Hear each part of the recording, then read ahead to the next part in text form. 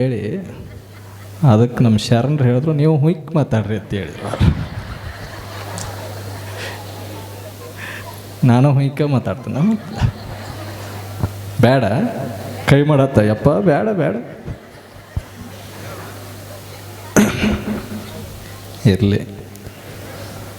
ತ್ರೈಲೋಕ್ಯ ಸಂಪದಾಲೈಕ್ಯ ಸಮುಲ್ಲೇಖನ ಬಿತ್ತಯೇ ಸಚ್ಚಿದಾನಂದ ರೂಪಾಯ ಶಿವಾಯ ಬ್ರಹ್ಮಣೇ ನಮಃ. ಹಲವು ಮಾತೇನು ನೀನೊಲಿದು ಪಾದವನಿಟ್ಟ ನನಗೆ ಕೇಳಲಿಲ್ಲ ಕಿವಿಗೆ.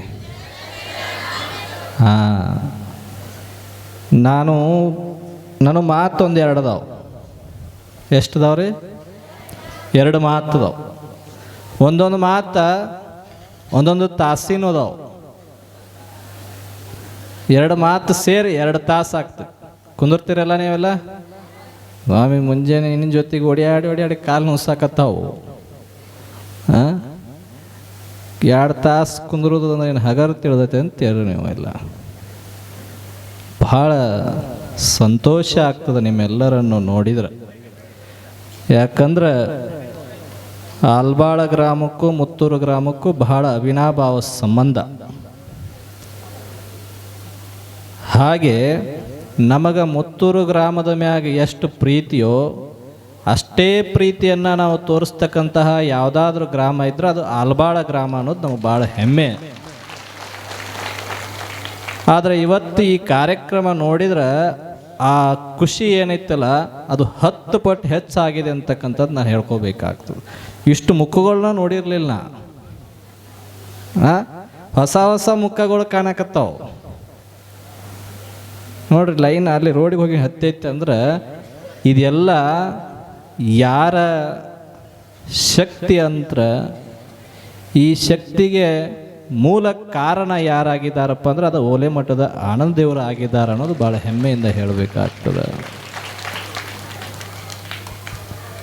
ಇದು ಬಹಳ ವಿಶೇಷವಾಗಿರ್ತಕ್ಕಂತಹ ಕಾರ್ಯಕ್ರಮ.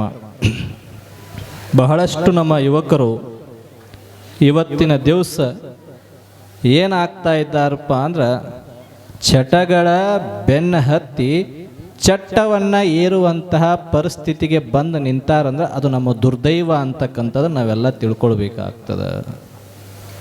ಚಟವನ್ನು ಮಾಡಿದವ ಚಟ್ಟನ ಹತ್ತಾನೆ ವಿನಃ ಅವ ಏರೋಪ್ಲೇನ್ ಹತ್ತಕ್ಕೆ ಸಾಧ್ಯ ಇಲ್ಲ. ನೀವು ಏರೋಪ್ಲೇನ್ ಹತ್ತೋರು ಆಗ್ತಿರೋ ಏನು ಚಟ ಹತ್ತೋರು ಆಗ್ತಿರೋ?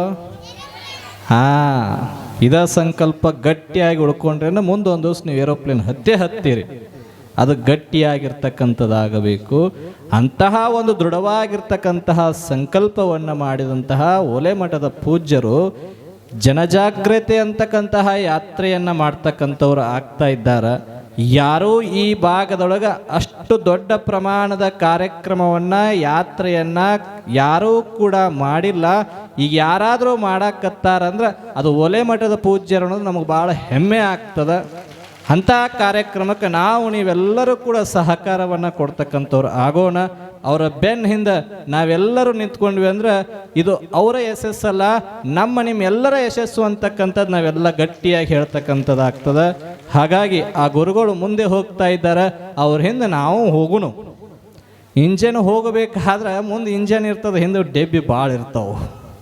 ಹಂಗೆ ಗುರು ಅಂತಕ್ಕಂತಹ ಒಂದು ಇಂಜನ್ನ ನಾವು ಮುಂದೆ ಇಟ್ಟುಕೊಂಡ ಭಕ್ತಿ ಅಂತಕ್ಕಂತಹ ಡೆಬ್ಬಿ ಒಳಗೆ ನಾವೆಲ್ಲ ಹತ್ತಿ ಬಿಟ್ಟಿವಿ ಅಂದ್ರೆ ನಾವೆಲ್ಲ ಭಗವಂತನ ಸನ್ನಿಧಿ ಹೋಗಿ ಮುಕ್ತಿಯ ಮಾರ್ಗವನ್ನು ಸೇರ್ಲಿಕ್ಕೆ ಸಾಧ್ಯ ಆಗ್ತದೆ.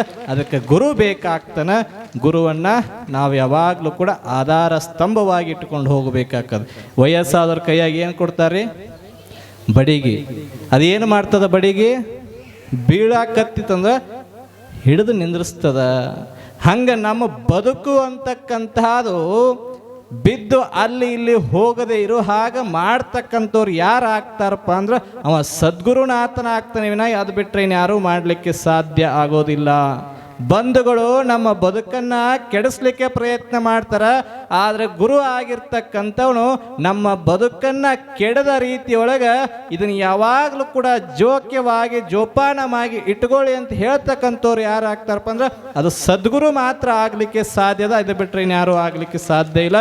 ಇದನ್ನು ನಾವೆಲ್ಲ ನೆನಪಿಟ್ಕೊಳ್ಬೇಕಾಗ್ತದೆ. ಅದಕ್ಕೆ ಇವತ್ತು ಆಲಬಾಳ ಗ್ರಾಮ ಅಂತಕ್ಕಂಥದ್ದು ಒಂದು ಆಧ್ಯಾತ್ಮದ ತವರೂರು.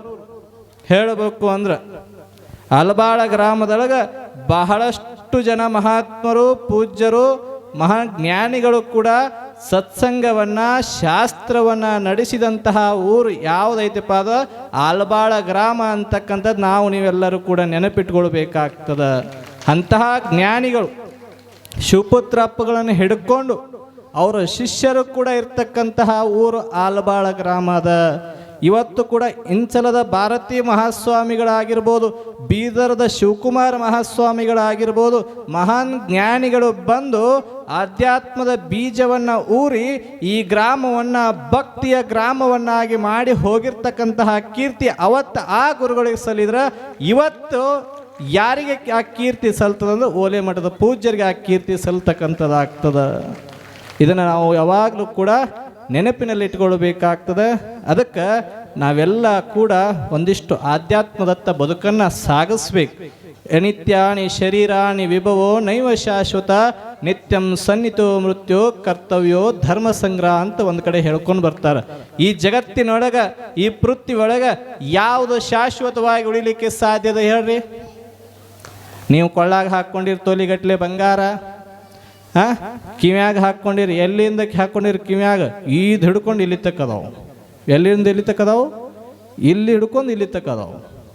ಅದು ಶಾಶ್ವತ ಆಗೈತು ನೋಡ್ರಿ. ನೀವು ಕಿಲೋಗಟ್ಲೆ ಬಂಗಾರ ಹಾಕ್ಕೊಂಡು ಶಾಶ್ವತ ಎಲ್ಲ.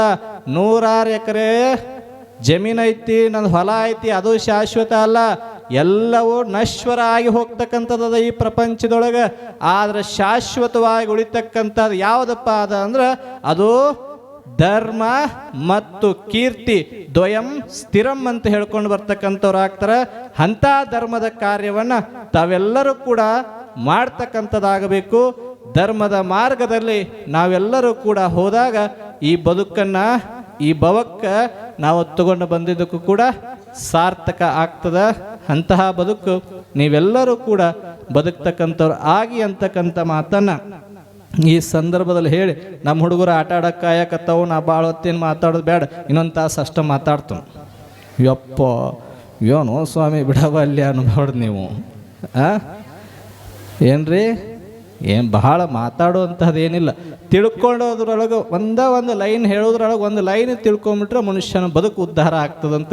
ಗಂಟೆಗಟ್ಟಲೆ ತಾಸುಗಟ್ಟಲೆ ಹೇಳಿದ್ದು ಏನು ತಿಳ್ಕೊಂಡು ಕಿವ್ಯಾಗ ಹಾಕೊಂಡು ನೀವು ಹಾದ್ರಿ ಅಂದ್ರೆ ಆ ಮನೆಗೆ ಹೋಗೋಟಿಗೆ ಹುಚ್ಚು ಹಿಡಿತೈತಿ. ಈಗೆಲ್ಲ ನಾವು ಹೇಳಿದವ್ರು ಎಲ್ಲದು ವಿಚಾರ ನೀವು ತಲೆಯಾಗ ಹಾಕೊಂಡು ಹೋದ್ರಿ ಅಂದ್ರೆ ಹೋಗೋಟ್ಟಿಗೆ ಹುಚ್ಚ ಹಿಡಿತೈತಿ. ಎಲ್ಲ ಹೊಯ್ಯಾಕೆ ಹೋಗಬೇಡ್ರಿ, ಇಲ್ಲಿಂದ ಬಿಟ್ಟು ಹೋಗೋಟ್ಟಿಗೆ ಎಲ್ಲ ಬಿಟ್ಟು ಹೋಗಬೇಡ್ರಿ. ಒಂದು ಇಟ್ಟತ್ತು ತೊಗೊಂಡು ಹೋಗ್ರಿ, ಒಂದಿಷ್ಟು ಬಿಟ್ಟು ಹೋಗ್ರಿ. ಯಾವುದು ಚಲೋ ಅನ್ನಿಸ್ತದ, ಯಾವುದು ಒಳ್ಳೇದು ಅನ್ನಿಸ್ತದ ಅದನ್ನು ಮನೆಗೆ ತೊಗೊಂಡು ಹೋಗ್ರಿ. ಯಾವುದು ಬ್ಯಾಡ್ ಅನ್ನಿಸ್ತದ, ಯಾವುದು ಬ್ಯಾಡಾಗ್ಯದ ಅದನ್ನು ಇಲ್ಲೇ ಬಿಟ್ಟು ಹೋಗ್ತಕ್ಕಂಥವ್ರು ಆದ್ರೆ ಅಂದ್ರೆ ನಿಮ್ಮ ಬದುಕು ಬಂಗಾರ ಆಗ್ತಕ್ಕಂಥದ್ದಾಗ್ತದ. ಅಂತಹ ಕಾರ್ಯವನ್ನು ನೀವೆಲ್ಲ ಮಾಡ್ತಕ್ಕಂಥವ್ರು ಆಗ್ರಿ. ಇಲ್ಲಿ ಬಹಳಷ್ಟು ಜನ ಬಹಳಷ್ಟು ಸೇವೆಯನ್ನು ಸಲ್ಲಿಸ್ತಕ್ಕಂಥವ್ರು ಆಗ್ತಾ ಇದ್ದೀರಿ. ನಾವು ಕೂಡ ಮಣ್ಣಿಂದ ಬರಬೇಕಾಗಿತ್ತು ಪಾದಯಾತ್ರೆಗೆ, ಅದರ ಅನಿವಾರ್ಯ ಕೆಲವೊಂದು ಕಾರಣಾಂತರಗಳು, ಕಾರ್ಯಕ್ರಮಗಳು ಇರೋದ್ರಿಂದ ಬರೋಕ್ಕಾಗಿರಲಿಲ್ಲ. ಆದರೆ ಇವತ್ತು ಮಧ್ಯಾಹ್ನ ನಾವು ನಮ್ಮ ಬಸಲಿಂಗಯ್ಯವ್ರ ಮನೆಗೆ ಪ್ರಸಾದ ಇತ್ತು. ಅವ್ರ ಅಜ್ಜಾರ ಅದನ್ನು ಯಾವ ಮಾಡ್ಕೊಂಡು ನಾನು ಕರೆಸಿದ್ರು ಅಂತ ಕಾಣಿಸ್ತೈತೆ. ಅದು ಬರ್ರಿ ಅಂತ ಹೇಳಿ ಪ್ರಸಾದ ಕರೆಸಿದ್ರು. ಅದ್ರ ಜೊತೆಗೆ ಪಾದಯಾತ್ರೆಯನ್ನು ಕೂಡ ನಾವು ಒಂದಷ್ಟು ಭಕ್ತರ ಮನೆಗೆ ಹೋಗ್ತಕ್ಕಂಥದ್ದು. ಯಾವಾಗಲೂ ನೀವೇ ನಮ್ಮತ್ತೆಗೆ ಬರೋದು ಆಗಬಾರ್ದು, ನಾವು ನಿಮ್ಮತ್ತೆಗೆ ಬರೋದು ಆಗಬೇಕು ಅವಾಗವಾಗ. ಗುರುಗಳು ಅದಕ್ಕೆ ಹೇಳ್ತಾರೆ, ಹಲವು ಮಾತೇನು ನೀನೊಲಿದು ಪಾದವನಿಟ್ಟ ನೆಲವೇ ಸುಕ್ಷೇತ್ರ ಜಲವೇ ಪಾವನ ತೀರ್ಥ ಸುಲಭ ಶ್ರೀ ಗುರುವೇ ಕೃಪೆಯಾಗು ಅಂತ ಹೇಳ್ತಾರೆ. ಅಂದ್ರೆ ಗುರುಗಳು ನೀವು ಕರೆದ್ರು ಬರಂಗಿಲ್ಲ, ಒಂದೊಂದು ತಿಂಗಳು ಕುಂದಿರ್ಬೇಕಾದ್ರೆ ಡೇಟ್ ತಗೊಳ್ಬೇಕಾದ್ರೆ. ಆದ್ರೆ ಗುರು ಒಲೆದು ನಿಮ್ಮ ಮನೆಗೆ ಪಾದವನ್ನು ಇಟ್ಟ ಅಂದ್ರೆ ಆ ಮಣಿ ಏನಾಗ್ತದಪ್ಪ ಅಂದ್ರೆ ಮಣಿಯಾಗಿ ಉಳಿಯೋದಿಲ್ಲ, ಅದೊಂದು ಸುಕ್ಷೇತ್ರವಾಗಲಿಕ್ಕೆ ಸಾಧ್ಯ ಆಗ್ತದೆ. ಅಂತಹ ಮಹಿಮೆ ಗುರುವಿನ ಪಾದದೊಳಗಿರ್ತಕ್ಕಂಥದ್ದಾಗ್ತದೆ. ಅದಕ್ಕೆ ನೋಡ್ರಿ, ಮನೆ ಮನೆಗೂ ಗುರುವಿನ ಪಾದ ಸ್ಪರ್ಶ ನಿಮ್ಮ ಮನೆಯೊಳಗೆ ಆಗಕತ್ತೈತೆ ಅಂದ್ರೆ ನೀವೆಲ್ಲರೂ ಪುಣ್ಯವಂತರು, ಭಾಗ್ಯವಂತರು ಅಂತಕ್ಕಂಥದ್ದನ್ನ ತಾವೆಲ್ಲರೂ ಕೂಡ ಭಾವಿಸ್ಕೊಳ್ಬೇಕಾಗ್ತದೆ. ಅಂತಹ ಕಾರ್ಯಕ್ರಮ ಇವತ್ತು ಆಲ್ಬಾಳ ಗ್ರಾಮದಲ್ಲಿ ನಡೆದುಕೊಂಡು ಬರ್ತಕ್ಕಂಥದ್ದಾಗ್ತದೆ. ನಮ್ಮೆಲ್ಲ ತಾಯಂದರು ಬಹಳಷ್ಟು ಪ್ರೀತಿ ಭಕ್ತಿಯಿಂದ ನಾವು ಹೊಂಟಿವಂದ್ರೆ ನಮ್ಗಿಂತ ಮುಂದೆ ಅವರ ಇರ್ತಿದ್ರು. ನಮ್ಮ ಹುಡುಗರಂತರೂ ನೋಡಬ್ಯಾಡ, ಅವ್ರು ನನಗಿಂತ ಜೋರು ಓಂ ನಮಃ ಶಿವಾಯ ಹೇಳಕ್ಕೆ ಚಾಲೂ ಮಾಡಿಬಿಡ್ತಿದ್ರು. ಅಂದ್ರೆ ಅಷ್ಟು ಭಕ್ತಿ ಅಂತಕ್ಕಂತಹ ಬೇರು ಗಟ್ಟಿಯಾಗಿ ನೆಲೆ ನಿಂತಿರ್ತಕ್ಕಂಥದ್ದಾಗಿದೆ. ಮಕ್ಕಳಿಗೆ ನೀವೇನು ಕೊಡ್ತಿರೋ ಬಿಡ್ತಿರೋ ಗೊತ್ತಿಲ್ಲ, ಆದರೆ ಮಕ್ಕಳಿಗೆ ಒಳ್ಳೆಯ ಶಿಕ್ಷಣ ಕೊಡಿಸ್ರಿ. ಒಳ್ಳೆಯ ಶಿಕ್ಷಣ ಜೊತೆಗೆ ಒಳ್ಳೆಯ ಸಂಸ್ಕಾರವನ್ನು ಮಕ್ಕಳಿಗೆ ನೀವು ಕೊಡಿಸ್ತಕ್ಕಂಥವ್ರು ಆದರೆ ಅದೇ ದೊಡ್ಡ ಆಸ್ತಿ ಆಗ್ತದೆ ವಿನಃ ನೀವು ಭಾಳ ಆಸ್ತಿ ಸಿರಿ ಸಂಪತ್ತು ಸಂಪಾದನೆ ಮಾಡಿ ಮಕ್ಕಳಿಗೆ ಇಟ್ರಿ ಅಂದ್ರೆ ಮಕ್ಕಳಿಗೆ ಸಂಸ್ಕಾರ ಕೊಡಲಿಲ್ಲ ಅಂದ್ರೆ ಅವರು ಹಾಳಾಗಿ ಹೋಗ್ತಾರೆ. ನೀವು ಕಳಿಸಿಟ್ಟಂತಹ ಸಿರಿ ಸಂಪತ್ತೆಲ್ಲ ಏನಾಗ್ತದಪ್ಪ ಅಂದ್ರೆ ನೀವು ಕಳಿಸಿದ್ದು ವ್ಯರ್ಥ ಆಗಲಿಕ್ಕೆ ಸಾಧ್ಯ ಆಗ್ತದೆ. ಅದಕ್ಕೆ ಮಕ್ಕಳಿಗೆ ಸಂಸ್ಕಾರ ಕೊಡ್ರಿ, ಒಳ್ಳೆಯ ಶಿಕ್ಷಣವನ್ನು ಕೊಡ್ರಿ. ಅವಾಗ ಅವರು ಈ ಜಗತ್ತಿನ ಕೀರ್ತಿಯನ್ನು, ಈ ದೇಶದ ಕೀರ್ತಿಯನ್ನು, ನಮ್ಮ ಧರ್ಮದ ಕೀರ್ತಿಯನ್ನು ಎತ್ತಿ ಹಿಡಿಲಿಕ್ಕೆ ಯಾರಿಂದ ಸಾಧ್ಯದಪ್ಪ ಅಂದ್ರೆ ಇಲ್ಲಿ ಕೂತಾವಲ್ಲ ಈ ಯುವ ಪೀಳಿಗೆಯಿಂದ ಮಾತ್ರ ಇದು ಸಾಧ್ಯ ಆಗಲಿಕ್ಕೆ ಸಾಧ್ಯದ. ಅದಕ್ಕೆ ಯುವಕರಲ್ಲಿ ಒಂದಿಟ್ಟು ಧರ್ಮದ ಜಾಗೃತಿ ಮೂಡಿಸ್ಬೇಕಾಗ್ಯದ. ತಾಯಿ ಅಂದರೆ ನೀವೆಲ್ಲ ಒಂದು ಕಾರ್ಯಕ್ರಮಕ್ಕೆ ಸತ್ಕಾರ್ಯಕ್ಕೆ ಹೋದ್ರಿ ಅಂದ್ರೆ ಅಲ್ಲಿ ನೀವು ಒಬ್ಬೊಬ್ರು ಹೋಗಬೇಡ್ರಿ, ನಿಮ್ಮ ಮನೆಯಾಗಿರೋ ಮಕ್ಕಳನ್ನ ಕರ್ಕೊಂಡು ಹೋಗ್ರಿ. ಅವತ್ತಾವು ಮಟ್ಟಕ್ಕೆ ಹೋಗಿ ನೀವು ಮಟ್ಟಕ್ಕೆ ಸೇರ್ಕೊಂಡ್ಬಿಡುತ್ತಾವ ನೀವು, ಹೌದಿಲ್ರಿ? ಅಲ್ಲಿ ಕೈ ಮಾಡಿ ತೋರ್ಸಾಕತ್ತಾರ ನೋಡಿ ಅವ್ರು. ನೀವು ಹೋಗಿ ಬಿಡು ಮಟ್ಟಕ್ಕೆ. ಅಂದ್ರೆ ಏನಾಗ್ಯದ ಇವತ್ತಿನ ದಿವಸ ಅಂದ್ರೆ ನಾವು ಎಲ್ಲದ್ರೊಳಗೂ ಮುಂದದೀವಿ. ಯಾವ ಓದೋದ್ರೊಳಗದೀವಿ, 99 ತೊಗೊಳೋದ್ರೊಳಗೆ ಮುಂದದೀವಿ, ದುಡಿದ್ರೊಳಗೆ ಮುಂದದೀವಿ, ಆಸ್ತಿ ಮಾಡೋದ್ರೊಳಗೆ ಮುಂದದೀವಿ. ಆದರೆ ಯಾವುದ್ರೊಳಗೆ ಮುಂದಿರ್ಬೇಕು ಅದರೊಳಗೆ ಹಿಂದುಳಿದೀವಿ. ಯಾವುದು ನನಗೆ ಶಾಶ್ವತವಾಗಿರೋ ಸುಖ ಕೊಡೋದ, ದುಃಖದಿಂದ ನಿವೃತ್ತಿ ಮಾಡೋದು ಯಾವುದದಪ್ಪ ಅಂದ್ರೆ ಅದು ಆಧ್ಯಾತ್ಮ ಮಾತ್ರ. ನನ್ನನ್ನು ದುಃಖದಿಂದ ನಿವೃತ್ತಿ ಮಾಡ್ತಕ್ಕಂತಹ ಶಕ್ತಿ ಇರೋದು ಆಧ್ಯಾತ್ಮದಲ್ಲಿ, ಸತ್ಸಂಗದಲ್ಲಿ. ಅದನ್ನು ಮಾತ್ರ ನಾವು ಮಾಡಿದಾಗ ಮಾತ್ರ ಬದುಕು ಸಾರ್ಥಕ. ಅದು ವಿನಃ ನೀವು ಕ್ಷಣಿಕವಾಗಿರೋ ಸಿರಿ ಸಂಪತ್ತು ಗಳಿಸಿಟ್ಟಿರಂದ್ರೆ ನೀವು ದೊಡ್ಡವರಲ್ಲ.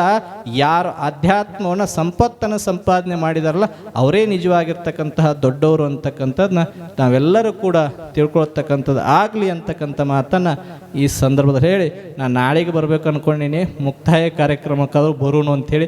ಆದರೆ ನಾಳೆ ನಂದು ಹತ್ತನೆಯಾಗ ಕಾರ್ಯಕ್ರಮ ಇರೋದನ್ನ ಸಂಜೆಗೆ ಬರ್ತೀನೋ ಇಲ್ಲೋ ಗೊತ್ತಿಲ್ಲ. ಅದಕ್ಕೆ ಇವತ್ತು ಬಂದಿರತಕ್ಕಂಥವ್ರು ಆಗಿದ್ದೀವಿ. ತಮ್ಮೆಲ್ಲರ ಭಕ್ತಿ ಪ್ರೀತಿ ನಮ್ಮನ್ನು ಇಲ್ಲಿ ಕರೆಸ್ಕೊಳ್ಳಿಕ್ಕಾಗ್ಯದ. ಆನಂದ ದೇವರು ಮಾಡ್ತಿರ್ತಕ್ಕಂತಹ ಕಾರ್ಯಕ್ಕೆ ನಾವೆಲ್ಲರೂ ಕೂಡ ಸಾಥ್ ಕೊಡ್ತಕ್ಕಂಥವ್ರು ಆಗೋನು. ಅವ್ರಿಗೆ ಹೇಳಿವು ನಾವು ಮೊದಲ, ನೀವು ಯಾವಾಗ ಕರಿತೀರಿ ಕರೀರಿ, ನಾವು ಬರಲಿಕ್ಕೆ ಸಿದ್ಧ ಅದೀವಿ, ನಿಮ್ಮ ಜೊತೆಗೆ ನಿಂತ್ಕೊಳ್ಳಿಕ್ಕೂ ಕೂಡ ನಾವು ಸಿದ್ಧ ಇರ್ತಕ್ಕಂಥವ್ರು ಆಗೀವಿ ಅಂತಕ್ಕಂಥ ಮಾತನ್ನು ಅವರಿಗೆ ನಾವು ಅವತ್ತು ನಮ್ಮ ಮಟ್ಟಕ್ಕೆ ಬಂದಾಗ ಮೀಟಿಂಗ್ ಮಾಡಿದಾಗಲೇ ಹೇಳ್ತಕ್ಕಂಥವ್ರು ಆಗಿದ್ದೀವಿ. ಅವ್ರು ಹೇಳ್ಯಾರ, ಅಜರ ಈಗ ನಂದು ಪಟ್ಟಾಧಿಕಾರ ಮಾಡಿ ಮುಗಿಸೋಣ್ರಿ, ಮುಂದೆ ನಿಮ್ಮದು ಒಂದು ದೊಡ್ಡ ಪಟ್ಟಾಧಿಕಾರ ಮಾಡಿ ಮುಗಿಸೋಣ ಅಂತಕ್ಕಂಥ ಮಾತನ್ನು ಹೇಳಿರ್ತಕ್ಕಂತಹ ಪೂಜ್ಯರಿಗೆ ಭಾಳ ಗೌಪ್ಯಪೂರ್ವಕವಾಗಿರ್ತಕ್ಕಂತಹ ವಂದನೆಗಳನ್ನು ಸಮರ್ಪಣೆಯನ್ನು ಮಾಡ್ತಾ ಇಲ್ಲಿ ಸಮಯ ಆಗ್ಯದ.